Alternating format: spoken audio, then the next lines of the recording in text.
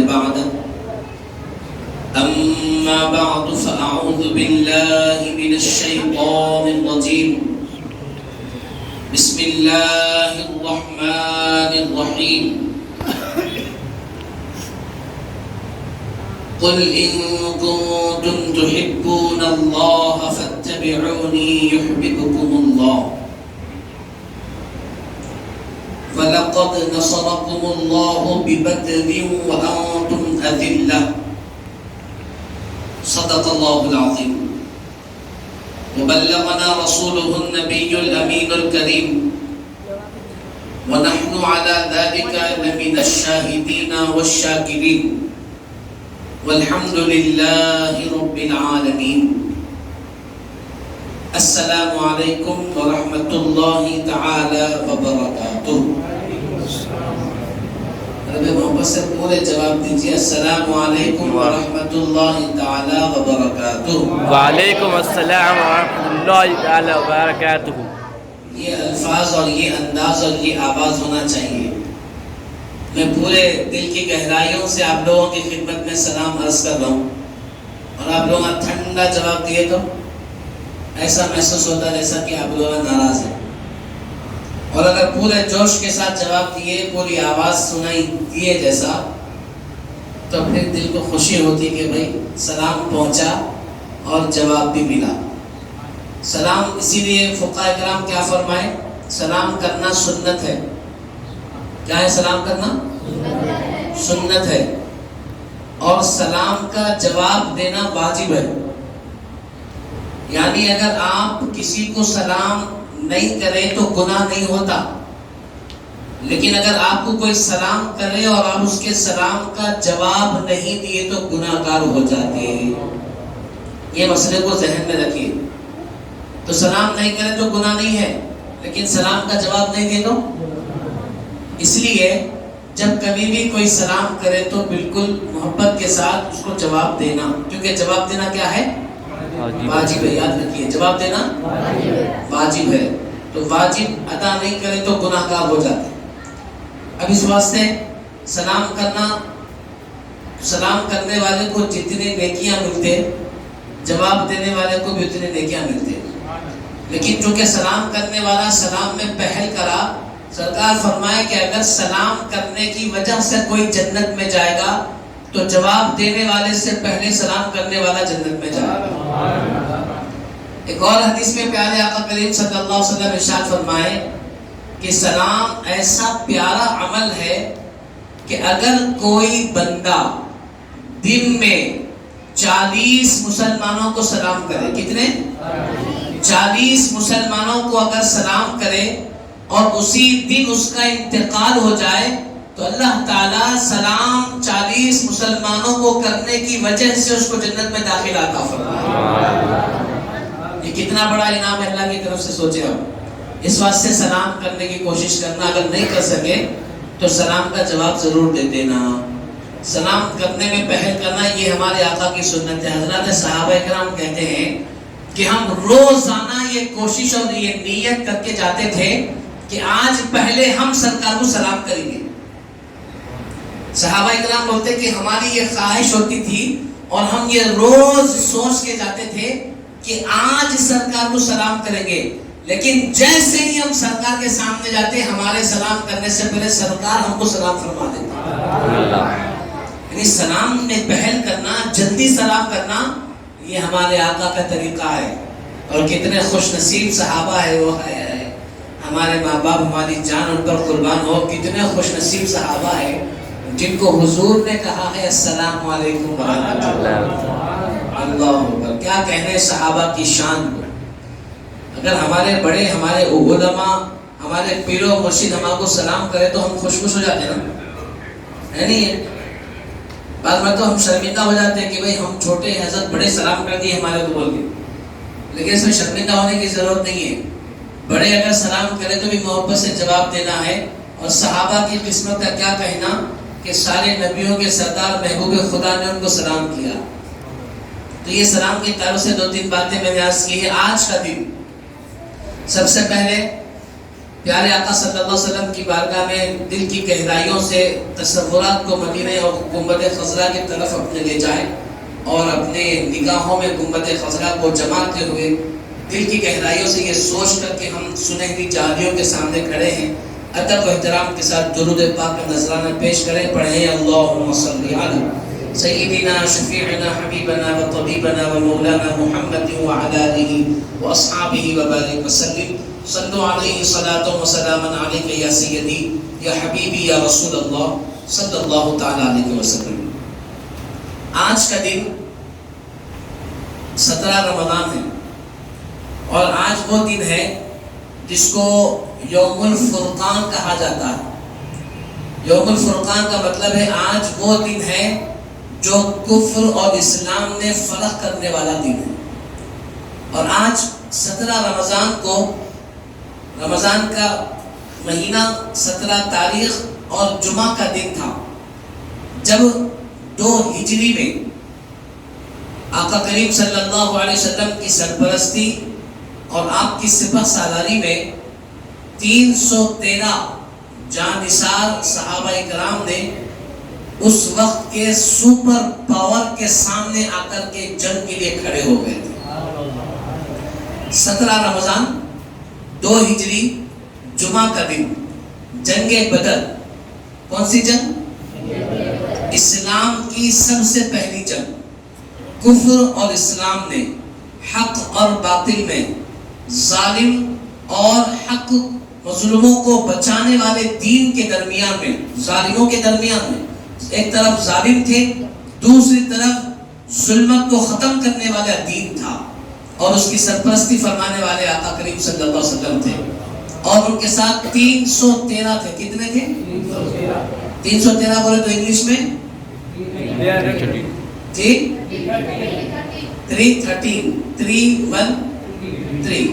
313 یہ صحابہ کرام کا لشکر کا معاملہ ہے. اور سامنے جو دشمن ہیں ان کی تعداد ہے 1000 کی. کتنی ہے؟ 313 زیادہ ہوتے، 1000 زیادہ ہوتے. تھوڑا فرق ہے، بہت فرق ہے. اب ہم سوچے کہ 313 لوگ 1000 سے جیت سکتے کیا؟ تو دماغ کیا بولتا ہے لوگوں کا؟ جیت سکتے 313 لوگ 1000 لوگوں سے جیت سکتے؟ ہمارا دل بولا نہیں. لیکن جس کے دل میں عشق مصطفیٰ کوٹ کوٹ کر بھرا ہوا وہ 313 لے کر 1000 سے نہیں 10,000 سے بھی جیت سکتے. اور 17 رمضان کو جنگ بدر میں 313 صحابہ نے اپنے آپ کو ان 1000 کے جریر لشکر کے سامنے کھڑے کر کے اور ان سے مقابلہ کر کے اسلام کو فتح دلائی، کامیاب ہوئے. اور کامیاب ہو کر ہمیں یہ بتا دیا کہ قیامت تک آنے والے مومنوں، جنگ ہو یا مقابلہ ہو طاقت کی بنیاد پر نہیں جیتا جاتا بلکہ عشق مصطفیٰ کی بنیاد پر جیتا جاتا. جس کے دل میں ایمان کی جتنی تازگی ہوگی، جس کے دل میں جتنا ایمان پختہ ہوگا، وہ انسان ہو کر پہاڑ جیسی چٹانوں سے بھی مقابلہ کر سکتا ہے. اور اگر ایمان میں کمزوری ہے تو پھر بچوں سے مقابلہ کرنا بھی مشکل ہے. ایمان جس کا کمزور ہو جاتا ہے تو پھر انسان کو موت کا ڈر لگنا شروع ہو جاتا ہے. اور جس کا ایمان مضبوط ہوتا ہے وہ موت سے ڈرتا نہیں. اور جتنے صحابہ کرام جنگ بدر میں تھے وہ تمام صحابہ کرام موت سے ڈرنے والے نہیں تھے. اب منظر کیا تھا دیکھیں آپ. حضور صلی اللہ علیہ وسلم نے صحابہ کرام سے کہا کہ بھئی کفار مکہ کی طرف سے ظلم و ستم بڑھتا جا رہا ہے. جہاں کہیں بھی مسلمان ملتے ہیں ان کو مارتے ہیں، ستاتے ہیں، تجارت کے قافلے لوٹ لیتے ہیں، ظلم و ستم کرتے ہیں. لہٰذا کچھ ایسا کیا جائے کہ جس کی وجہ سے ان کو ڈر خوف ہو اور اسلام کو سربلندی ہو. تو سبھی نے کہا کہ یا رسول اللہ آپ حکم فرمائے، ہم حاضر ہیں. تو حضور نے فرمایا جنگ کریں گے. ٹھیک ہے، اعلان ہوا، ان کو پیغام دیا گیا، وہ لوگ بھی راضی ہوئے. وہ لوگوں کے پاس طاقت تھی، قوت تھی، ہتھیار تھے، جانور تھے، ساری چیزیں تھیں. جب ان کو یہ پیغام دیا گیا کہ مسلمان تم لوگوں سے مقابلہ کرنا چاہتے ہیں تو وہ لوگ مذاق اڑائے. ابو جہل، ابو لہب، عتبہ، شیبہ، یہ لوگ کیا کریں؟ مذاق اڑائے. اتنے مٹھی بھر مسلمان، گنتی کے مسلمان ہمارے سے مقابلہ کریں گے، کیونکہ اس وقت مکہ کے کفار سرداران قریش اس وقت کے سپر پاور تھے، اس وقت کے سب سے پاورفل لوگ تھے. تو وہ لوگ مذاق اڑائے، بولے کہ ایسا چٹکیوں میں ہرا دے سکتے ہیں مسلمانوں، لہذا تیار ہے بولے. لہذا جگہ فکس ہو گئی، ڈیٹ فکس ہو گئی، 17 رمضان جنگ بدر کے میدان. بدر بولتے میدان کا نام ہے، ایک مقام ہے عرب میں مکہ اور مدینہ پاک کے درمیان میں، جس کو بدر کہا جاتا ہے. میدان بدر، کھلا میدان، وہاں پر جنگ ہوئی، اس واسطے اس کو جنگ بدر کہتے ہیں. لہذا وہاں پر جمع ہونا طے ہوا. اب صحابہ کرام نے جنگ کی تیاری شروع کی، جس سے جو ہو سکتا تھا سب تیار ہوئے. مختصر الفاظ میں یہ کہ 313 صحابہ کرام ریڈی ہو گئے. کتنے؟ 313 صحابہ کرام ریڈی ہوئے. اب اس کے بعد چلنے لگے تو کیا ہے، روایتوں میں آتا ہے مسلمانوں کے پاس صرف 2 سے 3 گھوڑے تھے اور 6 اونٹ تھے. 313 لوگ ہیں، 6 اونٹ ہیں، 2-3 گھوڑے ہیں. بعض روایتوں میں آیا 6 گھوڑے تھے اور 12-13 اونٹ تھے. بس مختصر یہ بالکل تھوڑے جانور، تھوڑے لوگ جانوروں میں بیٹھے ہیں، باقی پورے لوگ پیچھے چل رہے ہیں، سفر کر رہے ہیں.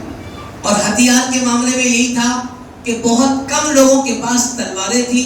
کسی کے پاس تلوار ہے تو ڈھال نہیں ہے، کسی کا ڈھال بولے تو بھالا نہیں ہے، کسی کے پاس تیر ہے تو تلوار نہیں ہے، کسی کا ایک ہے تو ایک چیز نہیں، کسی کا نیزہ ہے تو اس کے پاس تیر نہیں ہے. ڈھال بولے تو معلوم کس کو بولتے ڈھال. ایسا تلوار سے حملہ کرے تو ایسا روکتے رہو، سب نے وہ دیکھے نا، اب تو لوگوں کو سب دیکھے ایسا روکتے، اس کو بولتے ڈھال. ایک ہوتا نیزہ، باریک ہوتا، اس کو چبانے کے واسطے چبا کے مارتے نیزہ. اور ایک ہوتی تیر، تیر تو سب کو معلوم ہے، تلوار بھی سب کو معلوم. یہ چند ہتھیار تھے مقابلہ کرنے کے. لیکن مسلمانوں کے پاس ہتھیار کی اتنی کمی تھی کہ کسی کا تلوار ہے تو اس کے پاس ڈھال، کسی کے پاس ڈھال ہے تو اس کے پاس تیر، کسی کے پاس تیر ہے تو اس کے پاس نیزہ، ہر ایک کے پاس تھوڑی تھوڑی چیزیں.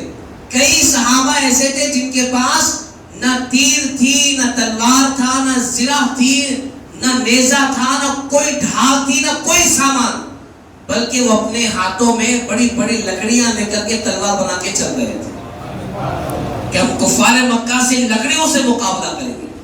الغرض ان مختصر سے سامان کے ساتھ رمضان کے مہینے میں روزے کی حالت میں. اب آپ سوچ سکتے جب کو جانے تو صحابہ روزہ چھوڑے تھے ہوں گے. ہم تھوڑا سفر پہ گئے، یہاں سے اگر سسرال محبوب نگر میں ہے تو بولتے وہاں سفر کرنا ہے، میرے سے روزہ رہنا نہیں ہوتا. وہ یہاں سے کچھ سامان لانے کے واسطے ہم تھوڑا سفر کریں تو روزہ نہیں رکھتے. اگر تصور کریں جنگ کرنے کے لیے جا رہے، رمضان کا مہینہ ہے، کیا صحابہ کرام روزہ چھوڑے تھے ہوں گے؟ کہا گیا نہیں، تمام صحابہ روزے کی حالت میں تھے. رمضان کے مہینے میں روزے کی حالت میں جنگ کرنے کے لیے نکلے. نہ صحیح طرح سے ہتھیار ہے، نہ لباس ہے، نہ جنگی ساز و سامان ہے، نہ سواریاں ہیں، نہ کوئی اور اسباب ہے، لیکن نکل پڑے کس سے مقابلہ کرنے؟ کفار مکہ، سرداران قریش، جن کو اپنی طاقت پہ بڑا زعم، بڑا غرور، بڑا تکبر کہ ان کے پاس 1000 کا لشکر ہے، ان کے پاس 700 سے زائد اونٹ ہے، جن کے پاس بہت سارے گھوڑے ہیں، 70 سے زائد بڑے بڑے طاقتور گھوڑے جن کے پاس ہیں، بہت سارے اونٹ جن کے پاس ہیں، ساروں کے پاس تلواریں ہیں، پورے لشکر میں زرہ ہے، لوہے کا لباس پہنے ہوئے ہے، سب کے پاس تیر کمان ہے، اکثر کے پاس نیزے ہیں، سارے ہتھیاروں سے لیس، سب کے پاس ہتھیار. پیدل چلنے سے والے سے لے کر اونٹ پہ بیٹھنے والے تک، اونٹ پہ بیٹھنے والے سے لے کر گھوڑے پہ بیٹھنے والے تک تمام مشرکوں کے پاس ہتھیار ہیں اور پوری طاقت و قوت کے ساتھ آئے. جب ان لوگوں نے مسلمانوں کو دیکھا کہ اتنے سارے، اتنے تھوڑے سے لوگ، تو خوب کھلکھلا کر ہنسنے لگے. کہا کہ ہم ان کو سب چٹکیوں میں ختم کر دیں گے. بولے اس کے بعد رات بھر دعوت کرے، ناچے کودے، شراب پیے، خوب دعوت کرے، خوب ہنسی مذاق کرے. صبح کا دن آیا، 17 رمضان جمعہ کا دن تھا. جب حکم ہوا حملے کا تو میرے بزرگوں نوجوانوں، وہ لوگ جو بڑے طاقتور رہنے کے ساتھ ساتھ اپنی طاقت پر بڑا غرور و تکبر کرتے تھے، مسلمانوں کو چٹکیوں میں مارنے کی قسم کھا کر آئے تھے. جب ان کا مقابلہ مسلمانوں سے ہوا تو روزے کی حالت میں بھوکے پیاسے مسلمان جن کے پیٹ بھوک کی وجہ سے پیٹ کو لگ رہے تھے، حالت دیکھنے پر ایسا لگتا تھا کہ یہ مقابلہ نہیں کریں گے. جب جنگ شروع ہونے والی تھی، حضرت سیدنا ابوبکر صدیق رضی اللہ تعالیٰ عنہ کہتے ہیں، امام مسلم اپنی کتاب مسلم شریف میں حدیث پاک کو نقل کرتے ہیں، پیارے آقا کریم صلی اللہ علیہ وسلم سجدے میں چلے گئے اور اللہ تعالیٰ سے دعا کرنے لگے کہ پروردگار، آج دین اسلام کی حفاظت کرنے والے یہ 313 ہے، آج تیرے نام کو بلندی پر پہنچانے والے یہ 313 ہے، آج اسلام کے جھنڈے کو اونچائی تک لے جانے والے یہ 313 ہے. یا اللہ، اگر یہ 313 کو شکست ہو گئی یا یہ شہید ہو گئے تو روئے زمین پر تیرا نام لینے والا کوئی باقی نہیں رہے گا. آقا کریم صلی اللہ علیہ وسلم روتے ہوئے اللہ سے یہ دعا کرتے کہ میرے مولا، میرے غلاموں کو کامیابی عطا فرما. حضرت ابوبکر صدیق رضی اللہ تعالیٰ عنہ کہتے ہیں کہ آقا کریم صلی اللہ علیہ وسلم کی رقت اور دعا کے الفاظ کا عالم یہ تھا کہ میرے آنکھوں سے آنسو جاری ہو جاتے. آقا کریم کی تڑپ کو دیکھ کر، دعا کو دیکھ کر، رقت انگیزی کو دیکھ کر کہ آقا کریم ایسا جھنجھلاتے ہوئے اللہ کی بارگاہ میں دعا کرتے کہ آپ کی چادر اندر آپ کے جسم پاک سے ہٹ جاتی. مجھ سے برداشت نہیں ہوا. ابوبکر صدیق کہتے ہیں کہ میں آپ کی چادر مبارک کو سیدھا کیا اور آقا کریم کے جسم مبارک سے لپٹ گیا اور کہنے لگا کہ یا رسول اللہ، ضرور اللہ پاک آپ کی دعا کو قبول فرمائے. ابوبکر صدیق رضی اللہ تعالیٰ عنہ کہتے ہیں کہ یا رسول اللہ، آپ کے رب نے کبھی آپ کو تنہا نہیں چھوڑا اور آج آپ اپنے رب سے دعائیں کر رہے ہیں. یا رسول اللہ، آج بھی اللہ آپ کی دعا کو قبول فرمائے گا. حضرت ابوبکر صدیق رضی اللہ تعالیٰ عنہ حضور کے پاس آ کر یہ الفاظ کہتے، آقا کریم روتے چلے جاتے، دعائیں کرتے چلے جاتے. جنگ کا اعلان ہوا، حضور کی دعائیں ہوئی. جب آگے بڑھنے لگے، یہاں پر مسلمان آگے بڑھ رہے ہیں، وہاں سے حضرت جبریل امی آقا کریم کے پاس آتے ہیں اور آ کر کے عرض کرتے ہیں کہ یا رسول اللہ، اللہ پاک نے آپ کے جانثار غلاموں کی مدد کرنے کے لیے جنت سے 1000 فرشتوں کو نازل فرما دیا. 1000 فرشتے جنت سے جنتی گھوڑوں پر ہتھیاروں کے ساتھ نکل پڑے ہیں اور آپ کے غلاموں کی مدد کرنے کے لیے تیار. اللہ اکبر کبیرہ. روایت میں آتا ہے، مسلم شریف میں ہے، سیاہ ستہ میں، کتب حدیث میں ہے. میرے بزرگوں نوجوانوں، آقا کریم صلی اللہ علیہ وسلم کے غلامان صحابہ جب مقابلہ کرنے کے لیے آگے بڑھے، مشرکان مکہ پر ٹوٹ پڑے. جب نعرے تکبیر کی آواز کو بلند کیا، جیسے صحابہ کرام نے اپنی گرجدار آواز میں اللہ اکبر کا نعرہ بلند کیا، اللہ اکبر کا نعرہ سنتے ہی کفار مکہ کے دل بسیج گئے، ان کے دل کمزور پڑ گئے، ان کے دلوں پر ہیبت طاری ہو گئی. پہلے ہی وار میں کفار مکہ پلٹ کر بھاگنا شروع کر دیے. حضرت صحابہ اکرام گاجر اور مولی کی طرح کفار مکہ کو کاٹنا شروع کیا. بعض صحابہ اکرام کہتے ہیں کہ ہم کسی کافر کے پیچھے، دشمن کے پیچھے جاتے اور ہماری تلوار اٹھتی اس کو مارنے کے لیے، اس سے پہلے کہ ہم اسے مارتے وہ خود کٹ کر نیچے گر جاتا تھا. ہم پریشان ہو جاتے، پھر آگے بڑھتے، پھر شروع ہو جاتے. اب اس میں ایک اور منظر میں آپ کو یاد دلاؤں. ابو جہل کا آپ نے نام سنا. ابو جہل وہ مشرک مکہ، وہ سردار قریش جس نے آقا کریم پر بڑے ظلم ڈھائے، جس نے آقا کریم کی بڑی توہین کی، بڑا آپ کو ستایا، تکلیفیں دی، لیکن آقا کریم نے اسے کبھی بدلہ نہیں لیا. آقا کریم نے کچھ نہیں کہا. جنگ بدر کا موقع ہے. میرے بزرگوں نوجوانوں، سیدنا ابوبکر صدیق رضی اللہ تعالیٰ عنہ کے پاس یہ چھوٹے چھوٹے بچے، 2 چھوٹے چھوٹے بچے حضرت ابوبکر صدیق کے پاس آتے ہیں. بعض علماء نے لکھا کہ ان بچوں کی عمر 11-12 سال تھی، بعض نے لکھا کہ 8-9 سال تھی، بعض نے لکھا بہت ہوا 13 سال تھی. 12-13 سال کے درمیان کی عمر کے بچے حضرت ابوبکر صدیق رضی اللہ تعالیٰ عنہ کے پاس آئے. کہنے لگے یا ابا بکر ہمیں ذرا یہ تو بتائیں کہ ان مشرکوں میں سے ابو جہل کون سا ہے؟ ابو جہل کون سا ہے؟ تو حضرت ابوبکر صدیق نے ان بچوں کو دیکھا اور کہا کہ اے معاذ اے معوذ، دونوں کا نام آیا ہے حدیثوں میں، ایک تھے حضرت معاذ ایک تھے حضرت معوذ، یہ دونوں بھائی تھے، آقا کریم کے سچے غلام تھے، آقا کریم سے سچی محبت کرنے والے تھے۔ ارے ہمارے محبت کی کیا اوقات، محبت تو صحابہ نے ان کے بچوں نے آقا سے کی ہے کہ اپنی جانوں کے نذرانے پیش کرنے کے لیے حاضر ہوئے۔ کہا کہ یا ابوبکر بتائیں ابو جہل کون ہے؟ کہا کہ بیٹے تم ابو جہل کو کیوں ڈھونڈ رہے ہو؟ کہا کہ ہم نے سنا ہے اس نے ہمارے آقا کو بڑا ستایا ہے، ہم نے سنا ہے اس نے ہمارے آقا کو گالیاں بکی ہے، ہم نے سنا ہے اس نے ہمارے آقا پر ظلم و ستم کیا ہے، ہم نے سنا ہے اس نے ہمارے آقا کے شان میں توہین کی ہے، لہٰذا ہم غلام مصطفیٰ آج اس کا کام تمام کرنا چاہتے ہیں، اپنے ہاتھوں سے اس کو جہنم نصیب کرنا چاہتے ہیں۔ حضرت ابوبکر صدیق رضی اللہ تعالیٰ نے کہا کہ نہیں بچوں، ابھی تم چھوٹے ہو، وہ دیکھو جو تمام شہسواروں کے بیچ میں ہے، وہ دیکھو جو تمام گارڈز کے بیچ میں ہے، جس کو پہرا دیے ہوئے شہسوار ہے اور طاقتور لوگ جس کو پہرا دے کر جس کی حفاظت کر رہے ہیں، جو لوہے کا لباس پہنا ہوا ہے، اوپر لوہے کی ٹوپی پہنا ہوا ہے، لمبی تلوار لیا ہوا ہے، جو اونچا چوڑا تگڑا پہلوان نظر آ رہا ہے، وہ ابو جہل ہے، اس کے پاس تم نہیں پہنچ پاؤ گے۔ جیسے ہی ابوبکر صدیق نے انگلی بتا کر کے کہا کہ وہ ابو جہل ہے اور پلٹ کر کہا کہ تم نہیں جا پاؤ گے جب تک کہ معاذ و معوذ اس کو قتل کرنے کے لیے دوڑ پڑے تھے۔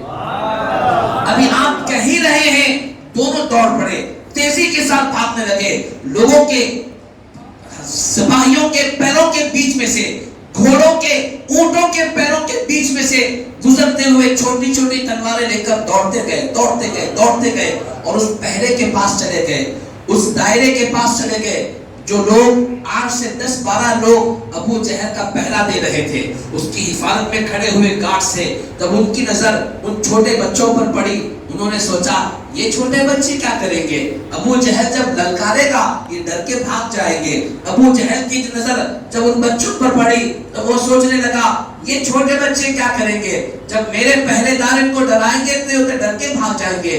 دونوں ایک دوسرے میں سوچنے میں رہ گئے، لیکن یہ دونوں شہزادے، یہ دونوں ننھے مجاہدین چھوٹی چھوٹی تلواریں لے کر سپاہیوں کے پیروں کے بیچ میں سے آگے بڑھے، ابو جہل کے گھوڑے کے پاس گئے۔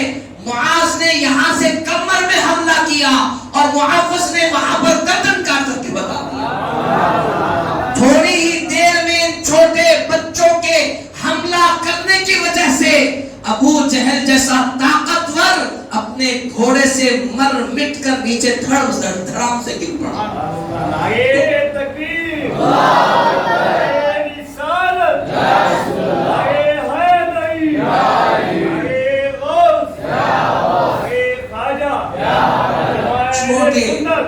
چھوٹے چھوٹے معصوم بچوں کے حملے پر کس کی موت ہوئی؟ ابو جہل کی، جو سردار قریش تھا، قریش کا سب سے بڑا طاقتور سپہ سالار تھا، جو اپنے آپ میں بڑا جلیل تھا، لیکن آقا کریم صلی اللہ علیہ وسلم کے 2 ننھے مجاہدوں نے اس بدبخت کو جہنم کے حوالے فرمایا۔ یہ ہے اسلام کی تاریخ۔ مومن مسلمان کبھی مرنے سے نہیں ڈرتا، اس کو ایمان پیارا ہوتا ہے، موت پیاری نہیں ہوتی۔ مرنا تو پسند کرتا ہے، ڈرنا یا جھکنا پسند نہیں کرتا۔ یہ مسلمانوں کی گٹی میں کوٹ کوٹ کر بھرا ہوا معاملہ ہے، یہ جو کبھی ختم ہونے والا نہیں ہے۔ مسلمان اپنی جان دے سکتا ہے، آل اولاد قربان کر سکتا ہے، مگر نبی پاک صلی اللہ علیہ وسلم نے دین اسلام پر کوئی انگلی اٹھائے یہ مسلمان برداشت نہیں کر سکتا، قطعاً نہیں کر سکتا۔ میرے بزرگوں نوجوانوں، جب دونوں نے ابو جہل پر حملہ کیا، اسے قتل کر دیا، اور یہ منظر اس کے گارڈز، اس کے قریب نگرانی کرنے والے سپاہی دیکھ کر حیران رہ گئے، اور حملہ کرنے کے بعد جب ان لوگوں نے حملہ شروع کیا تو چھوٹے 2 ننھے بچوں پر تلواریں چلانا شروع کی۔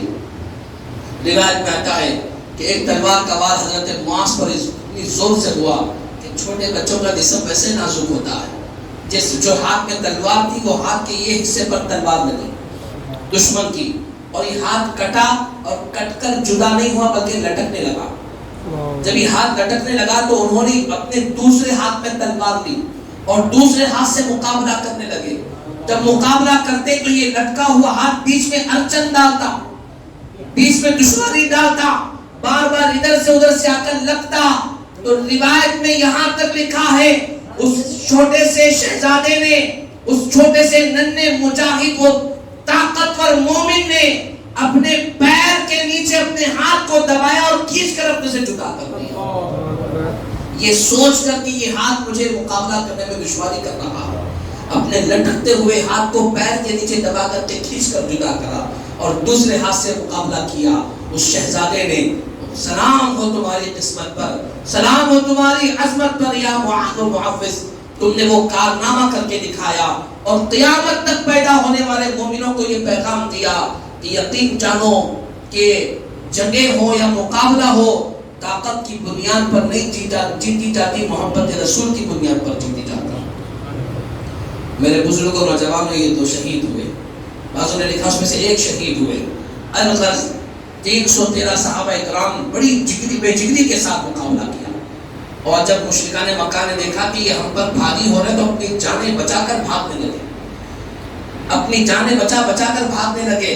اور عالم یہ ہوا کہ سارے مشرکین بھاگ گئے اور یہ اعلان کیا کہ ہم ہار گئے، مسلمانوں تم جیت گئے.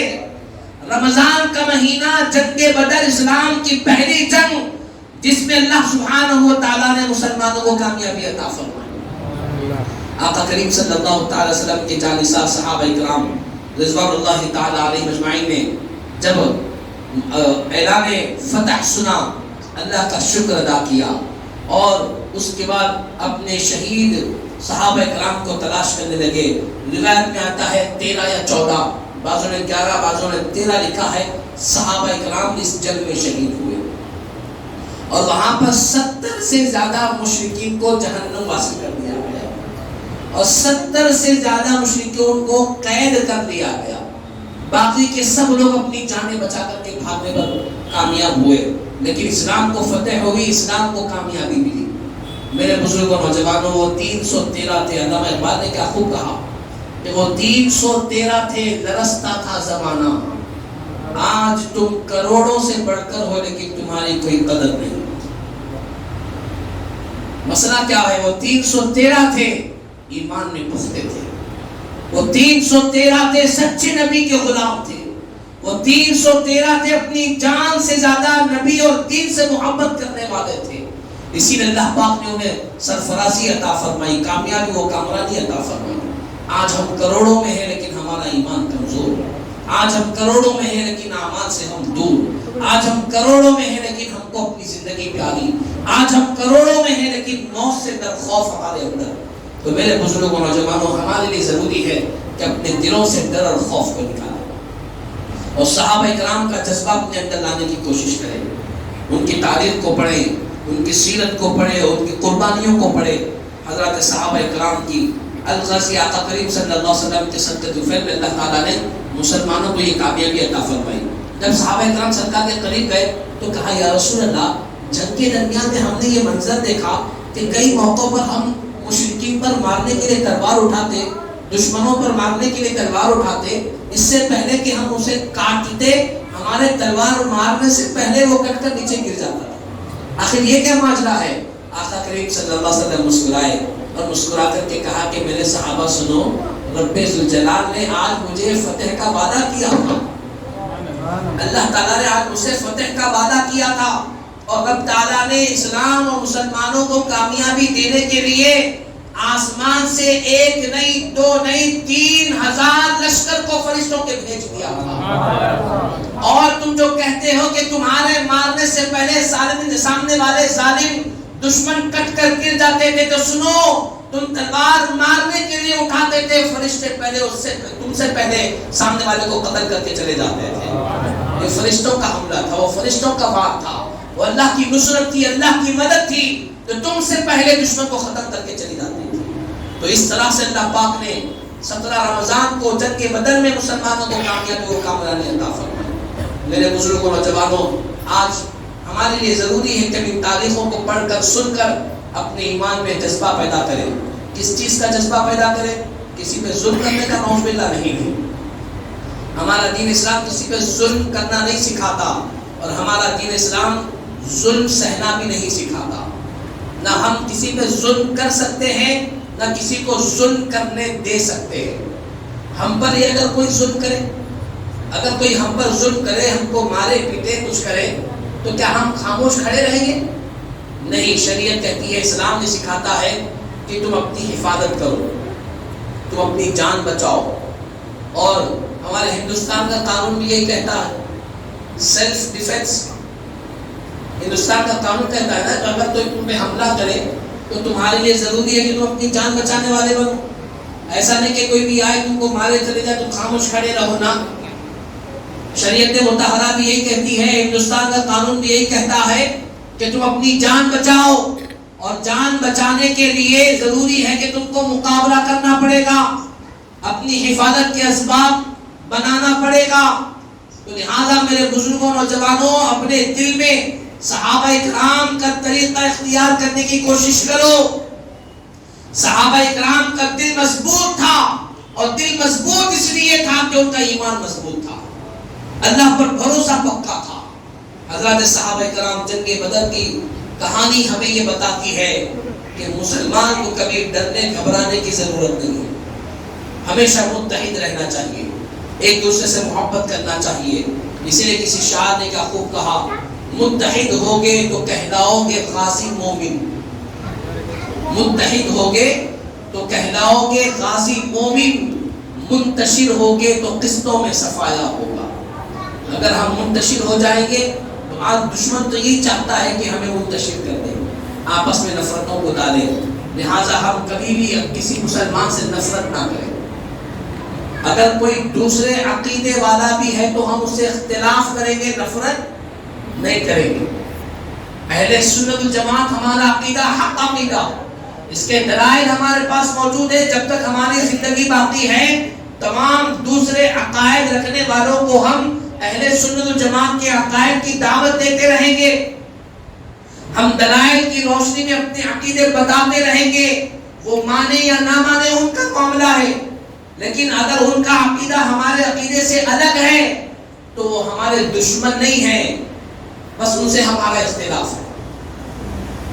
لیکن کلمے کی بنیاد پر ہم کو ایک ہونا ہوگا، متحد رہنا ہوگا. دشمن تو اسی کا فائدہ چاہتا ہے.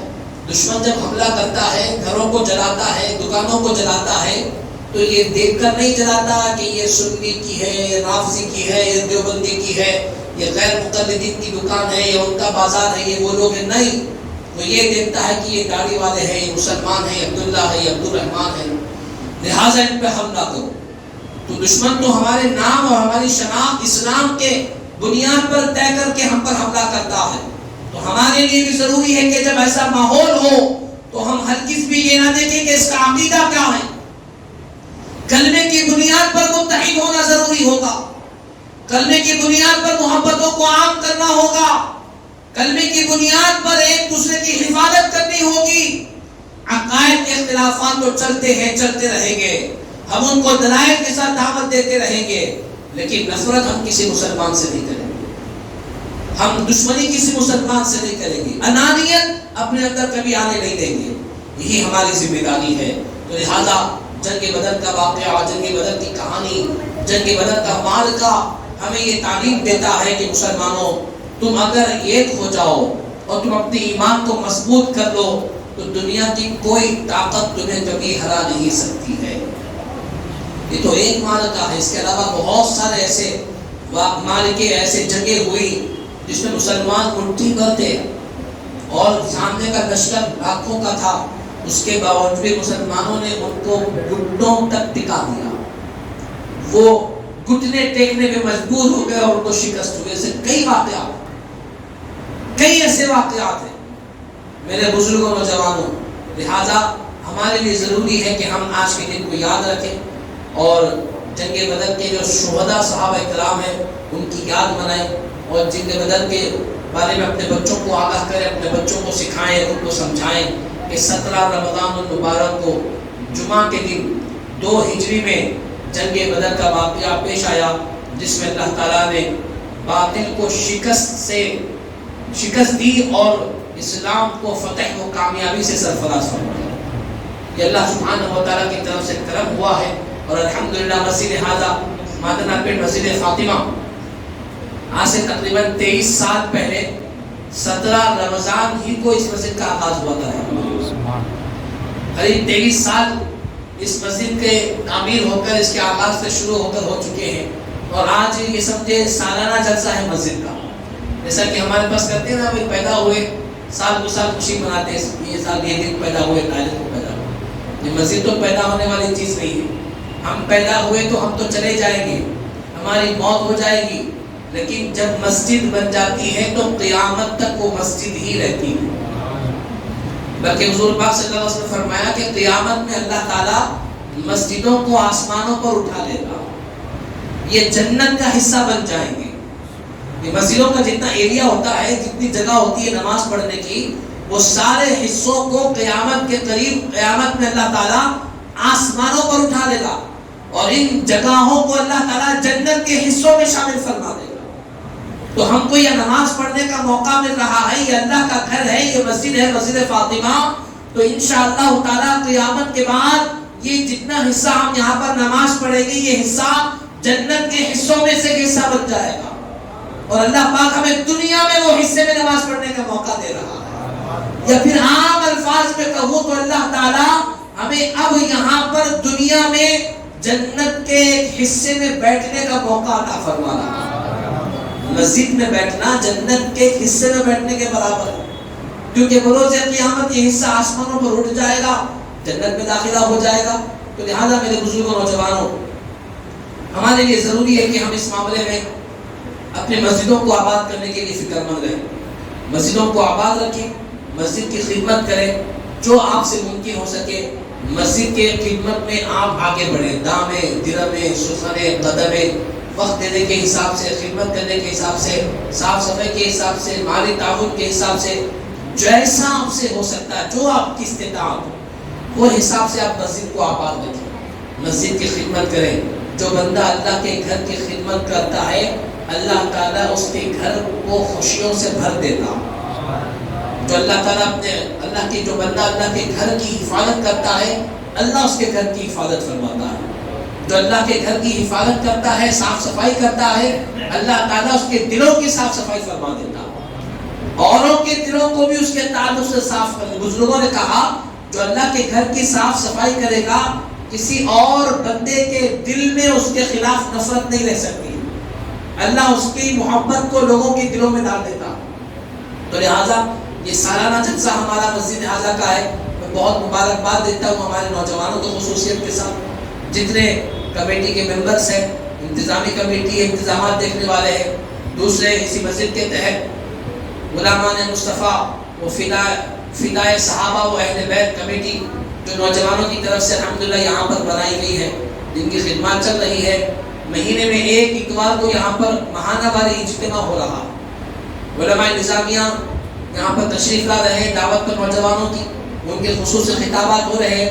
جتنے احباب یہاں پر آئے ہیں میں ان سے گزارش کرتا ہوں کہ ماہانہ والی اجتماع میں بھی آپ لوگ شرکت فرمائیں. جیسی جیسی سہولت ہوگی, یہ بھی ماہانہ والی اجتماع میں کا حصہ ہے, لیکن چونکہ 17 رمضان ہے, موقع ہے, تو اس مناسبت سے ہم نے اس کو طے کر لیا کہ اتوار کی وجہ پر آج کے دن کو کر لیا. یوم فرقان 17 رمضان کی مناسبت سے آج ہم نے اس پروگرام کو کر لیا, ورنہ یہ اتوار کے دن کا پروگرام تھا, یہ اتوار کے دن ہونا چاہیے تھا, لیکن آج کے دن ہوا ہے. لہٰذا وقت کی کمی ہے, خصوصی دعائیں وغیرہ بھی ہونا ہے, افطار وغیرہ بھی آپ حضرات کے لیے نظم ہے. لہٰذا میں تمام نوجوانوں سے نوجوانوں سے گزارش کرتا ہوں کہ وہ تمام نوجوان مسجد میں خدمت کے طور پر اپنے آپ کو ہمیشہ پیش رکھیں اور اپنے آپ کو حاضر رکھیں, اور جس قدر ممکن ہو سکے اللہ سبحانہ و تعالیٰ آپ لوگوں کو قبول فرمائے. خصوصیت کے ساتھ جتنے لوگ یہاں پر